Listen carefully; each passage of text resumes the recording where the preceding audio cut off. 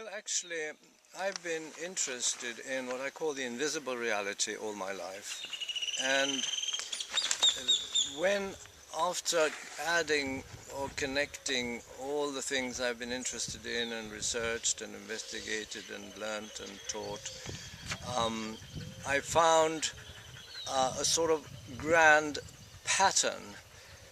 I have been a student of what's going on in the world and what is going on behind the scenes and what is invisible all my life. And when I started to study astrology, I understood a grand pattern that is actually defining what is happening now.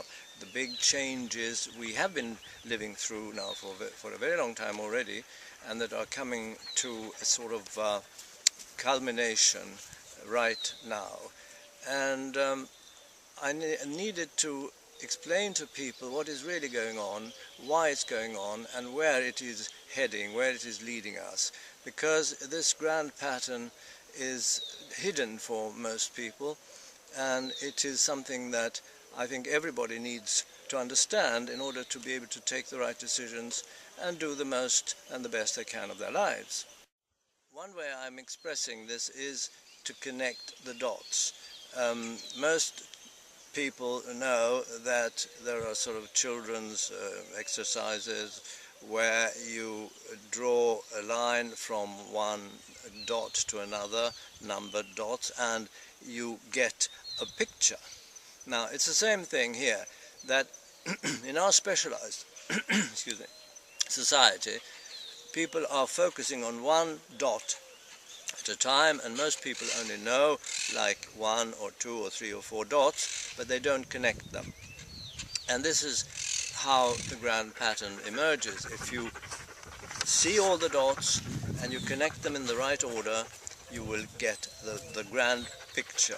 And that means that you will understand what's going on, you will understand where it comes from, you will understand where we are going with it, and therefore you can make better decisions for your life.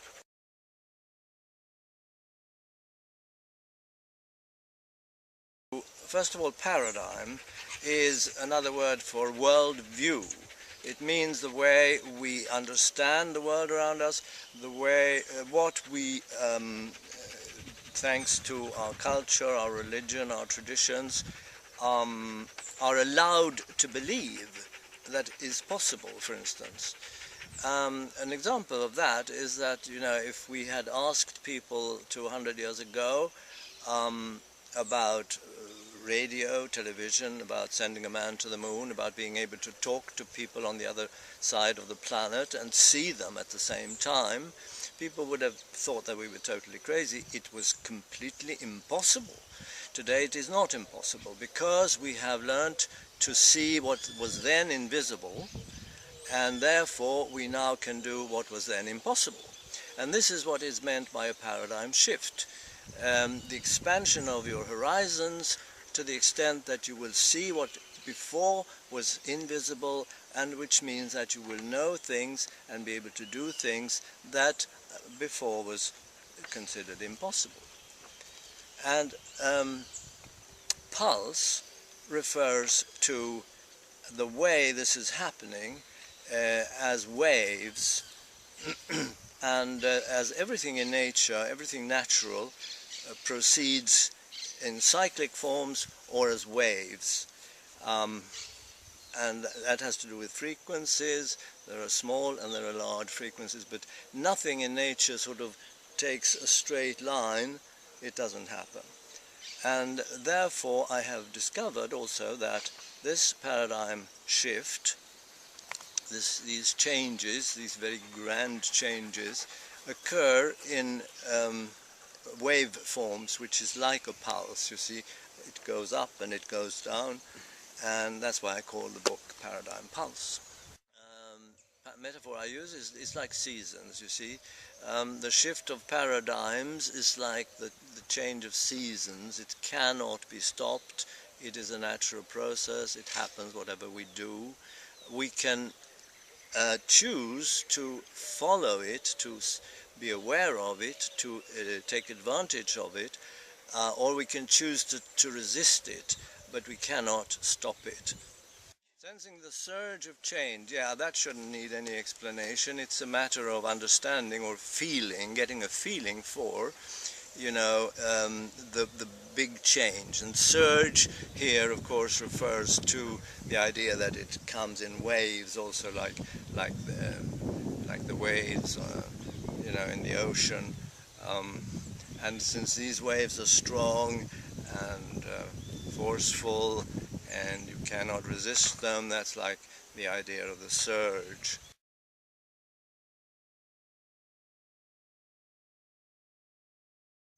Yes, I do. This pattern that I have discovered shows exactly why the things have been developing the way they have for the last 250 years, actually, at least, and how that will probably continue to develop, because the pattern is clear, and it means that you can follow it, how it unfolds. What we can expect to happen in the future, it has to be more general, generic, if you like. It means we cannot maybe predict precise events or inventions or so on, but we can certainly see the trend, so we can um, predict more or less in what direction things are. We can predict what kinds of things, kind of services, kind of development will continue, will become more dominant, more popular, and so on, and what sort of things will sort of fall by the wayside and become obsolete. And that, of course, helps us to know where we should invest our money, where we should spend our time learning new things or training for new professions, and so on.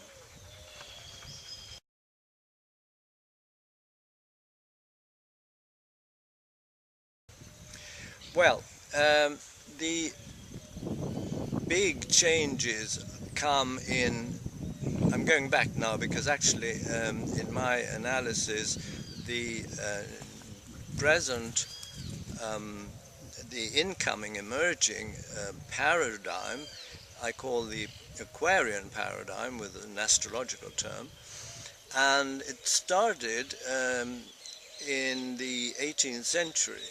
And there are kind of two sides to it, which seem unrelated maybe, but are not unrelated. One is the social changes, where from the 18th century, beginning with the American Declaration of Independence and then the French Revolution, the ideas of, on the one hand, um, equality, and also the importance of the individual. On the other hand, the idea of democracy, of freedom from slavery, and so on, which has evolved ever since in all the world, basically. Um, and on the other side of it is the technological side of innovations. And it began with electricity. Well, actually, maybe it began with a steam engine, if you so like. But electricity has since been the main um, focus of technology, electricity, electronics, and communication, wireless communication especially, although it began with the ordinary telegraph and telephone. And so this is the technical side of it. And the last, no, not the last, but the latest um, popular, big example of this, of course, is the internet, which has connected the entire planet. And the cell phones, where now maybe 3/4 of all the people on the planet have a cell phone.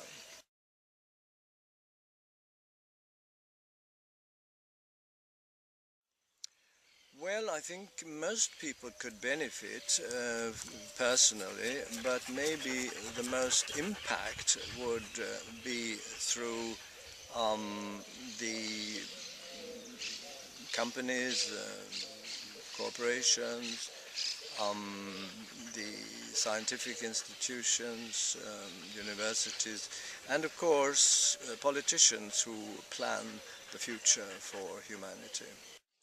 No, because they will know, what lies ahead. Basically, they will understand the movements that are happening. For instance, all this, the recent movement of Occupy Wall Street, Occupy whatever, the Federal Reserve in America, the indignados, as they are called, from Spain and so on. All this movement is a typical expression of this new paradigm. And if you understand the new paradigm, you understand why it's happening, and you understand also what you can do about it and what you cannot do about it.